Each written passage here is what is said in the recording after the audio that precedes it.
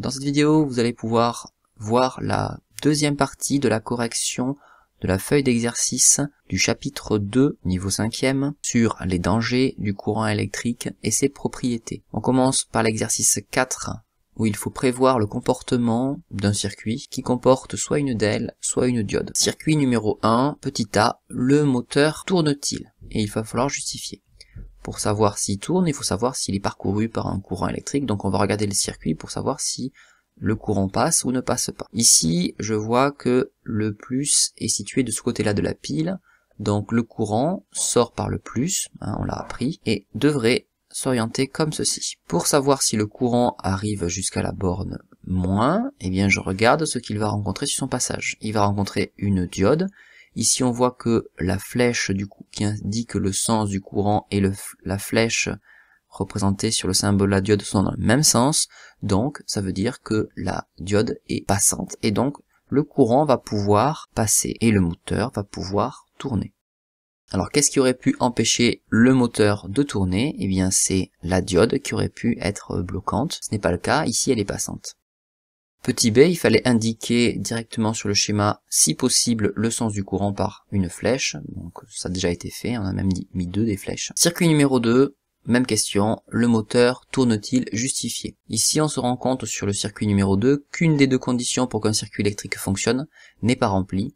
En effet, il n'y a pas de dipôle générateur, et sans dipôle générateur, il ne peut pas y avoir de courant. Donc en fait, le moteur ne peut pas tourner.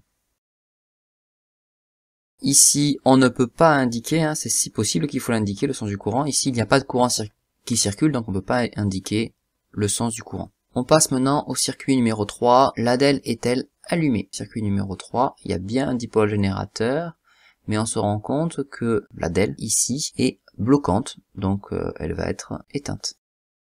Circuit numéro 4, dans quel état est la lampe? Donc il faut dire si elle est allumée ou éteinte. On regarde la lampe du circuit numéro 4, elle est ici. On regarde s'il y a bien un dipôle générateur, oui. Donc je regarde, est-ce que le courant va pouvoir former une boucle? Je pars du plus, je vois que la diode est passante, mais ici je vois que l'interrupteur est ouvert, donc le circuit en lui-même est ouvert, et donc le courant ne va pas pouvoir passer à cause de ça, et la lampe va être éteinte.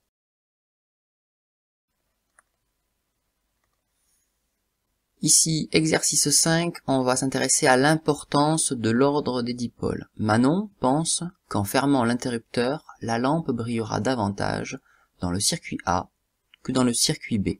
Donc on voit les circuits A et B ici. Car, dit-elle, la lampe est placée plus près de la borne plus du générateur. À telle raison, il va falloir justifier.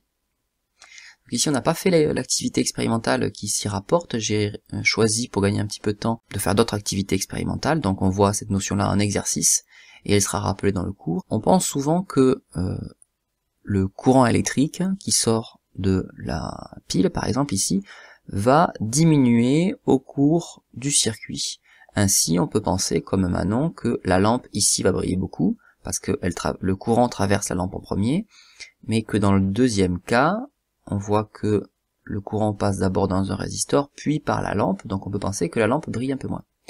En fait, si on fait l'expérience, il n'en est rien, la lampe brille de la même manière, quelle que soit sa place, parce qu'en fait, le courant reste le même à l'intérieur d'un circuit comme celui-ci. Donc il faut simplement savoir que l'ordre des dipôles n'a pas d'importance. Donc en fait, Manon est en train de se tromper.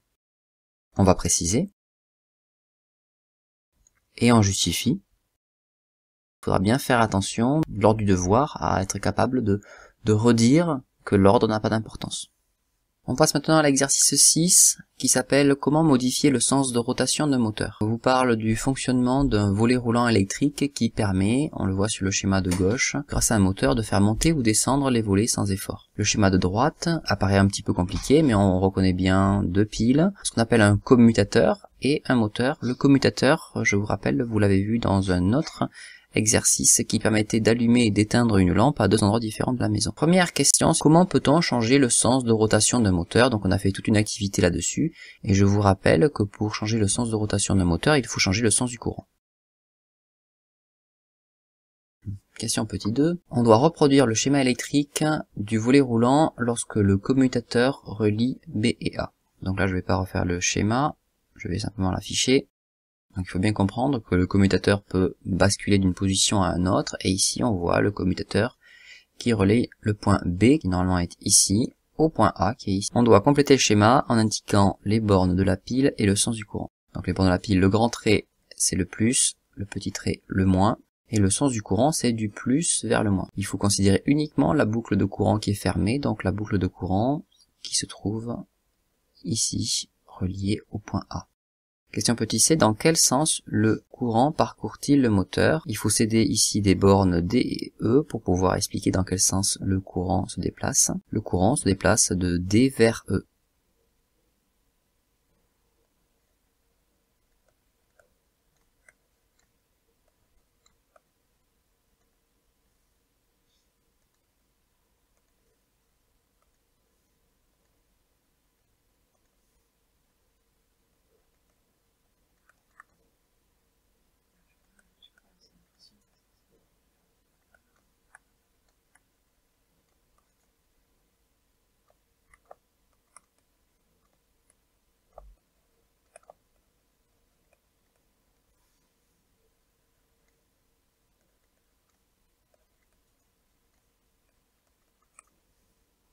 Question 3 petit a, on doit maintenant reproduire le schéma électrique lorsque le commutateur relie B et C.